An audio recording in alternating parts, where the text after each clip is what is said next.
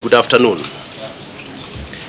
I take this opportunity to thank our chief guest, Honorable Ambassador Ayatan, the Cabinet Secretary, the National Treasury and Planning, for finding time from his schedule to grace this occasion to launch the 2019 Kenya Population and Housing Census Volume 2 to Volume 4 reports. I'm happy that the Kenya National Bureau of Statistics has continued to avail to the users high quality official statistics which are collected and compiled according to international recommended standards. The results that are being released today will provide a crucial input for planning, policy formulation, and monitoring of development in the country, both at the country and national levels, and also by use by the private sector. The successful implementation of the 2019 Kenya Population Housing Census has resulted in a number of African countries showing interest to visit Kenya for purposes of benchmarking as part of South-South cooperation and also cooperation within the African continent. So far, we have hosted delegations from 4 countries, namely from Liberia, Botswana, Uganda, and Tanzania. Other African countries have also expressed interest, and their visits are being coordinated by the UNFPA. Our chief guest, I would like to thank the government of Kenya for their unwavering support during the entire census exercise, and also that continues to be provided to the KNBS. I wish also, in the same vein, to take this opportunity on behalf of the KNBS Board of Directors, management and staff, to thank all the stakeholders for having accepted to support and participate in the 2019 Kenya Population and Housing Census. We also thank all the census personnel who worked tirelessly to collect the information that was compiled and is being launched today. Finally, I wish to applaud the Kenya National Bureau of Statistics for their professionalism during the implementation of the census and successfully spearheading the exercise. As a board, we are committed to continue supporting KNBS in undertaking censuses and sample surveys in order to support proper and information-based planning in Kenya. It is now my pleasure, our chief guest, to invite the Principal Secretary for Planning to make his remarks, and also to invite our chief guest, the Cabinet Secretary, to officially launch the report. I thank you all for your kind attention. 2019 census exercise was conducted successfully, and the results are being released within the scheduled timelines. These results provide crucial inputs for planning, policy formulation, and monitoring of development program in the country. May I once again thank you very much for your unveiling support during the implementation of this important exercise. I also thank the Census Interministerial Committee that was made up of the Ministries of Interior and Coordination of National Government, Information, Communication and Technology, and our ministry, the National Treasury and Planning, for successfully coordinating this important exercise. Census Technical Working Group provided the technical expertise that ensured that all the technical aspects of the census were properly implemented. I also want to thank all the arms of government and the public for supporting and participating in the census exercise. May I further appreciate My further appreciation goes to the development partners such as the UNFPA, UNICEF, UNECA, and Africa Development Bank for providing financial and technical assistance to the exercise at various stages. Finally, I applaud the Kenya National Bureau of Statistics for its professionalism and successfully spearheading the exercise. With those few remarks, it is now my pleasure to invite the Cabinet Secretary, the National Treasury and Planning, to give his remarks and officially launch the 3 census basic report. Thank you. Okay. The Chief Administrative Secretary of the National Treasury and Planning, the Principal Secretary Planning, the Chair and the Board of KNBS, the Director General of and staff of KNBS, and the media friends, let me welcome you most sincerely. I think Mwangi has stolen all the thunder from us. We're going through all the most important item for the day because you are here to release the data and the details have already been given. But let me quickly say, foremost, I am glad to join you and the Kenya National Bureau of Statistics during the launch of the 3 basic reports based on the results of 2019 Kenya Population and Housing Census. Indeed, I note with appreciation that the Bureau has released the reports within the scheduled timelines. You are aware we conducted census end of August, and in a record of 5 months, almost all the important information that are required for planning are ready. Those days, when we are using the manual system, it used to take us 2 years, or even sometimes more. So we really want to commend the team. Kenya is one of the few countries that has consistently conducted population census after every 10 years since independence. It's not a mean achievement. That shows how organized we are, how consistent we are, how determined we are as a country to be truthful and to rely on data for purpose of planning. Not only data, but accurate data. Kenya is among the first countries in Africa to fully embrace technology in census undertaking to enhance quality of the collected data. The data was successfully collected and relayed to a central server on the real-time basis, processed, and the result released in a record time of 2 months. That exactly shows that we have reached of age in the area of the digital platform, where we are now using even IT to collect information on as big exercises like census. The 2019 census collected detailed information on persons living with disabilities, including albinism. Further, for the first time, the country collected data on crop farming and aquaculture. The census also provides information on the training skills acquired and qualified for, and the size of the labor force. Ladies and gentlemen, evidence-based decision-making is a universally standard approach recognized globally by governments and development partners. As you are aware, the government has prioritized 4 focus areas under the Big 4 agenda, namely food security, manufacturing, universal health, and housing. The 2019 census data will help the government to carry out more targeted planning towards the achievements of the agenda, as well as the more long-term vision 2030.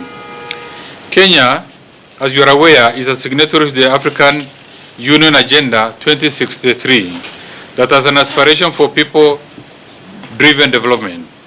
The country has been at the forefront in adopting and implementing the United Nations Agenda 2030 on Sustainable Development Goals. The census results provide the composition of the population, which will aid in monitoring the progress towards achievement of these initiatives, both local, national, and international standards.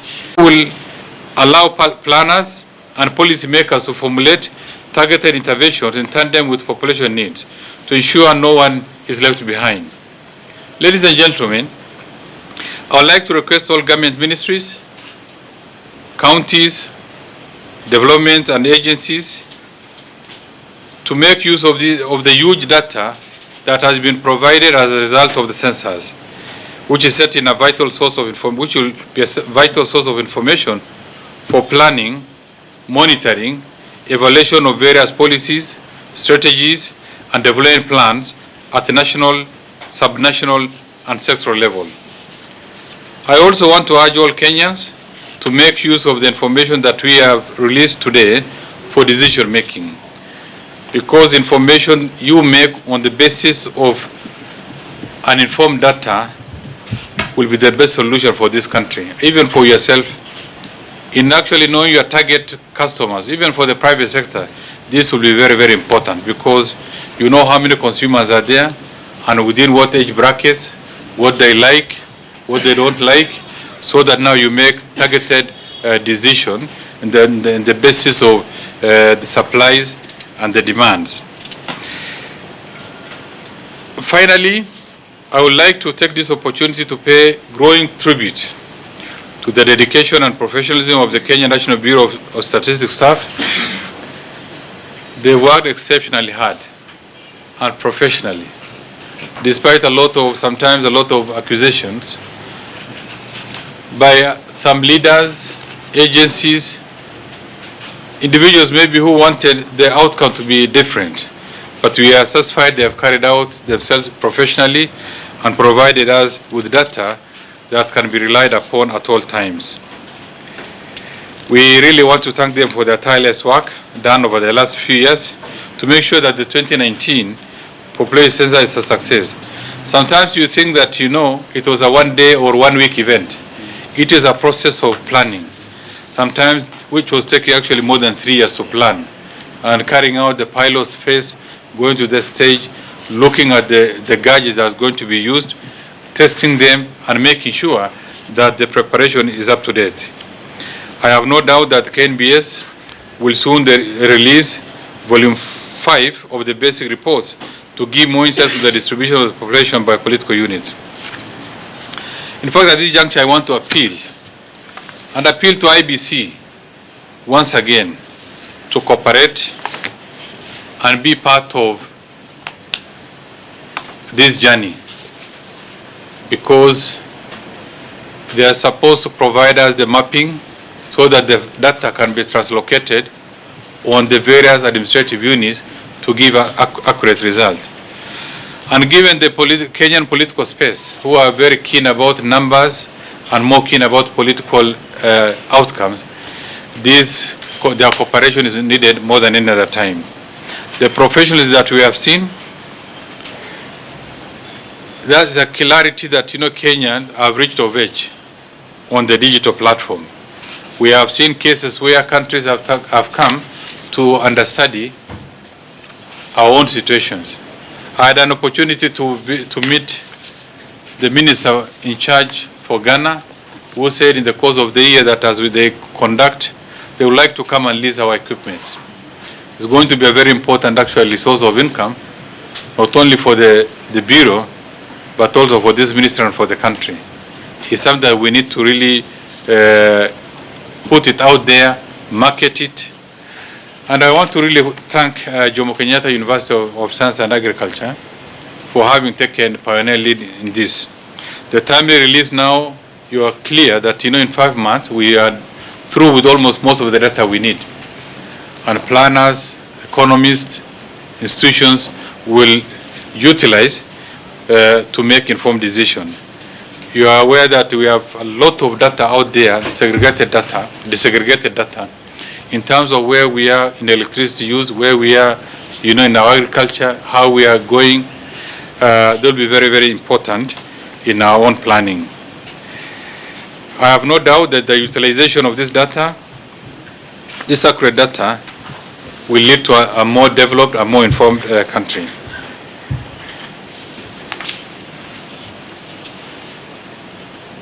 I think now we'll give an opportunity to you to ask questions. Before that, as I thank the team, let me formally launch the 2019 Population and Housing Census Volumes 2, 3, and 4 officially placed in the public arena for us to look at them. And I hope and I believe that the press will not be highlighting only about the ethnicity part of it, because it has to help us, you know, for purpose of knowing. But that is really not the intention, because we believe in one country, one nation, one aspirations, and one development trajectory. And that's what we should pride ourselves in. Kenya has come of age.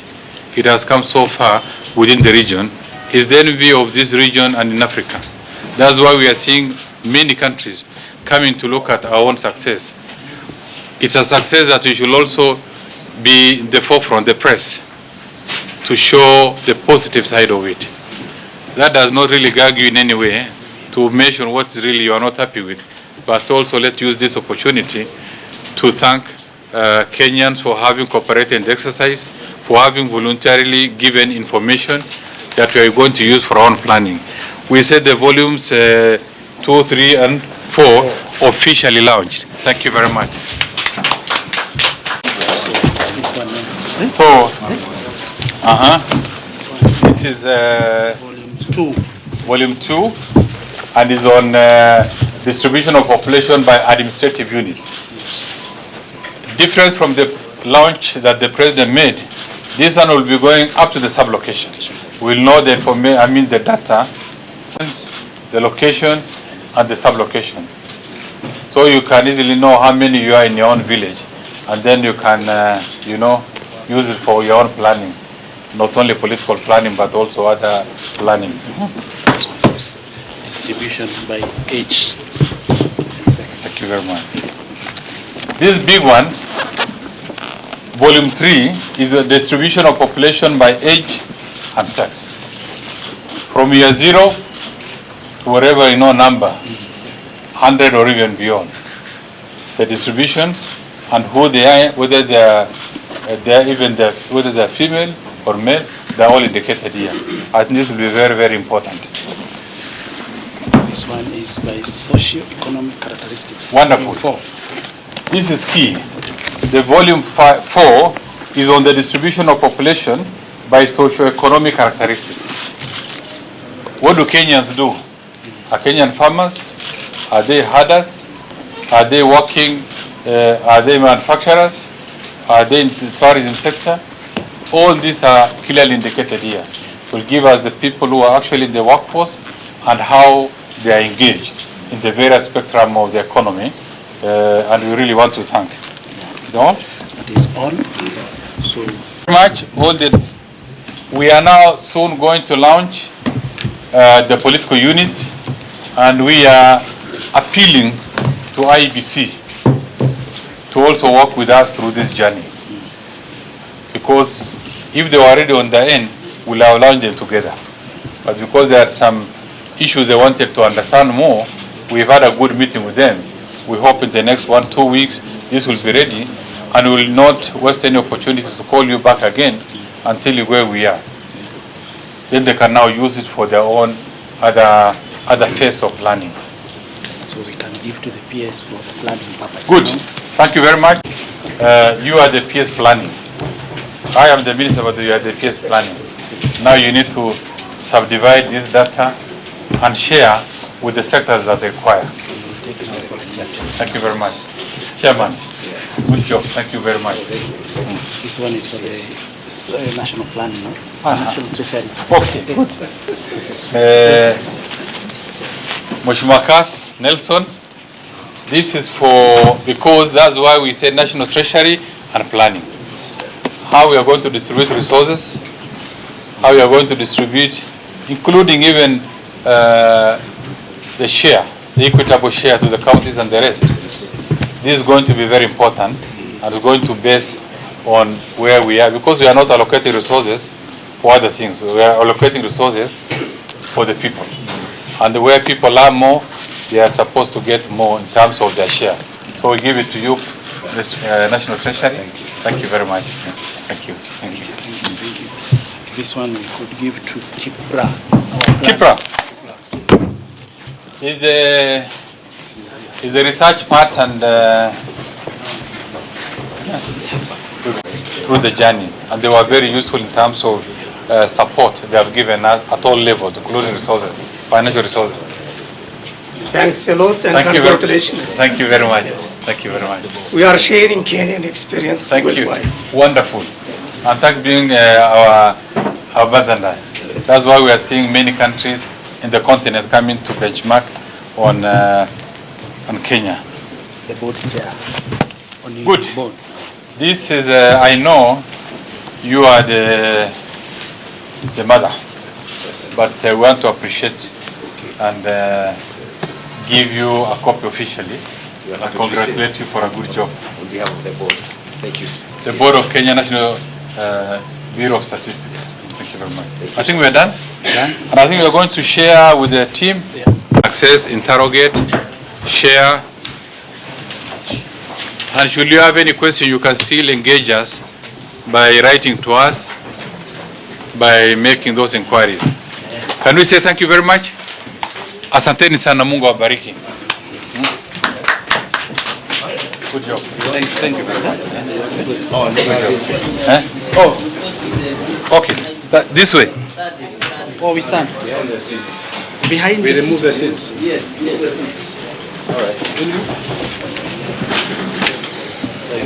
Why do you think it is necessary?